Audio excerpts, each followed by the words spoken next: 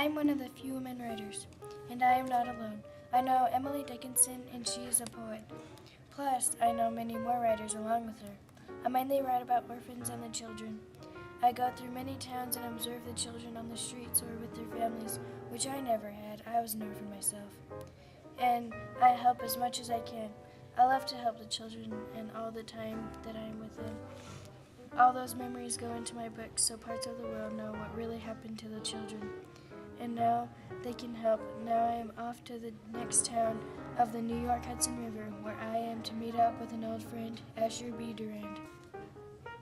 Asher is one of the best painters I know, and will soon be famous due to his paintings of the Hudson River and other American landscapes that he will add to his previous collection. Asher and I were good friends in school. We both went to the Hudson River School, where we both were going into art. We finished our schooling, and he went and started painting and drawing at his outdoor adventures. And me, I changed my mind of art, and I was going to choose writing over painting, and I'm glad I did. As I met up with Asher, he told me about his journey and how he painted the setting he discovered. He also told me about the few friends he made in more schooling than the ones he met along his journey. One friend, Thomas Cole, an artist from school. Another friend was George Caleb Bingham, another painter inspired by nature settings that was met on the journey. I was excited to tell him the many people I met as well, Walt Whitman, Ralph Waldo Emerson, and one of my fellow women writers, Margaret Fuller.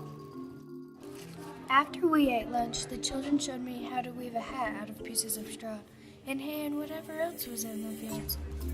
I had so much inspiration that I put into my stories. Well, for right now, I'm going to make and write down some new, inspiring memories. My new observation is at my old home, at my old orphanage. As I get closer to my orphanage, driving in and getting out of the car and stepping on the gravel was not one of my favorite experiences. When I reach for the door handle, the door opens and my old foster mother, as she stood there greeting me at the door. She let me in, and I felt so uncomfortable in my old home, and I suddenly flashed back to all the chores that I did, all the sadness in the house. On one of my observation trips, I met the cutest little kids. I fed them and helped them with some of their chores outside on the fields. We raked the hay, it was harvest season, and we also fed all of the animals on the property.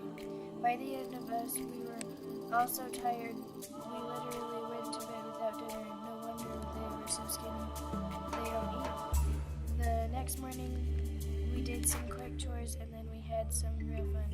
First, we went swimming in the river. We played chicken, and it felt like we were swimming for